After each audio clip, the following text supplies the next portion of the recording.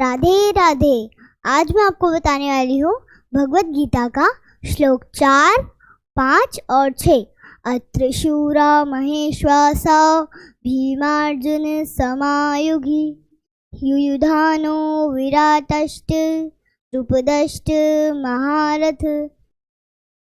श्लोक नंबर 5। दृष्टकेतुष्के कितानः काशीराजस्य वीर्यवान् पुरुजित कुंती भोजस्य शोभिष्य न पूर्णवः। श्लोक नंबर भगवत गीता का श्लोक नंबर 6।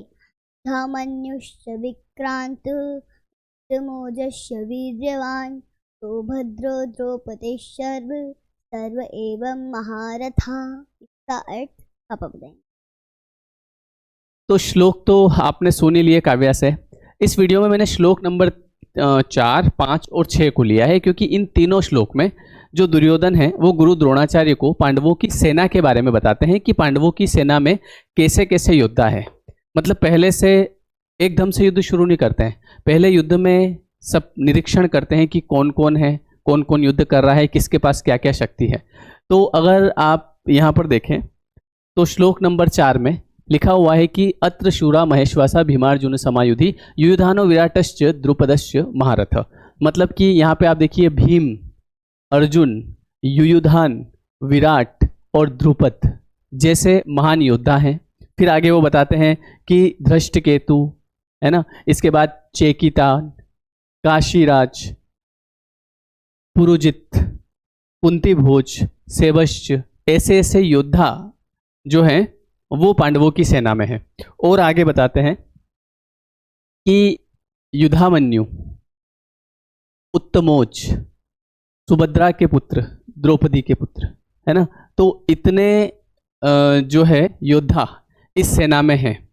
तो यहाँ पर इससे सीखने को तो ये मिलता है कि जब हम किसी एग्ज़ाम की तैयारी करते हैं तो आपने देखा होगा कि जिसको हम छोड़ के जाते हैं, है ना, जिस चैप्टर को हम छोड़ के जाते हैं अक्सर वही हमको एग्ज़ाम में मिलता है ना। तो हम लोग पूरी तैयारी के साथ नहीं जाते हैं, कई बार ऐसा होता है। और कई बार हम जो होता है हमारे लक्ष्य के बहुत नज़दीक जाके वापस आ जाते हैं। अभी आज सुबह का मेरे पास मैसेज आया, कॉल आया, मतलब कि सर मैं किसी एग्ज़ाम की तैयारी कर रहा हूँ और मुझे मतलब 6 साल हो गए उसमें तैयारी करते करते, तो सर क्या लगता है मुझे छोड़ देना चाहिए। मैंने कहा वो कई बार क्या होता है ना कि हम दरवाजे के जस्ट पास जाके वापस आ जाते हैं।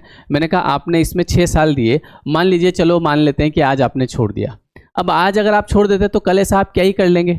ऐसा है तो नहीं कि आज आपने छोड़ा तो कल आपका बिजनेस जो है करोड़ों का बिजनेस खड़ा है, कल आप क्या ही कर लेंगे। तो इसलिए आपने अगर चूंकि ये जो 6 साल दिए हैं तो ये 6 साल में आपने बहुत कुछ सीखा है और वो अगला जो आप अटेम्प्ट देंगे उसमें आपको काम आएगा।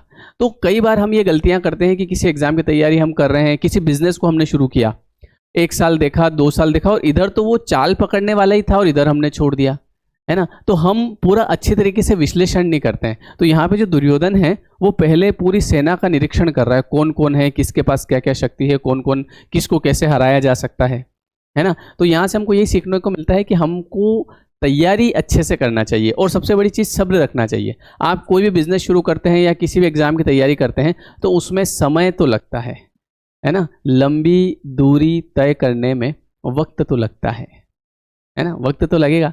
तो इसलिए खासकर ये तैयारी करने वालों के लिए है कि जिनको अगर 2 अटैम्प्ट 3 अटैम्प्ट किसी भी एग्जाम की यूपीएससी या पीएससी जो भी कर रहे हैं आप 4 अटैम्प्ट हो गए हैं तो आखिरी में जाके हिम्मत नहीं हारना, थोड़ा सा और बने रहो और आपकी किस्मत चमक जाएगी।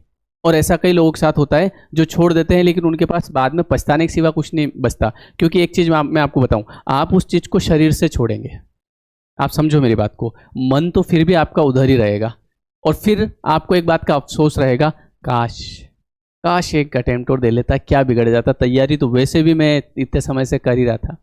इसलिए दरवाजे के पास जाके कभी नहीं छोड़ना, ठीक है। चलिए, तो नेक्स्ट वीडियो में वापस से मिलते हैं। इसके वीडियो छोटे छोटे ही बनेंगे क्योंकि यहाँ तो इसमें तो मैंने तीनों को ले लिया है क्योंकि बस यहाँ पे कौन कौन युद्ध कर रहे हैं उनके नाम बताए जा रहे थे, तो इसलिए तीनों श्लोक को मैंने लिया है ना। चलिए मिलते हैं फिर नेक्स्ट वीडियो में। Thank you so much. Comment करके जरूर बताइएगा, मैं सबके कमेंट पढ़ता हूँ, है ना, क्योंकि मैंने सीरीज इसमें मेहनत बहुत लगती है। अब मेहनत कैसे लगती है मैं आपको बताऊं कि जो जो गुड़िया है, काव्या है, उसको जैसे श्लोक पकड़ पकड़ के लाना पड़ता है। मतलब वो याद तो कर लेती है, पर उसको उधर भागी फिर पकड़ चल श्लोक याद कर, फिर भागी फिर पकड़ के चल श्लोक याद कर। और उसको मैं इसलिए कर रहा हूँ ताकि उसकी भी थोड़ी प्रैक्टिस हो जाए, और उसको भी मैं साथ ही साथ में अर्थ भी बताता हूँ कि ये ऐसा ऐसा हुआ इसमें। और आप भी अपने बच्चों को शुरुआती दौर से ही अच्छी चीज़ें सिखाएं, क्योंकि इससे क्या होगा ना कि आपको बाद में ज़्यादा स्ट्रगल नहीं करना पड़ेगा, तो ज़रूरी है। Thank you.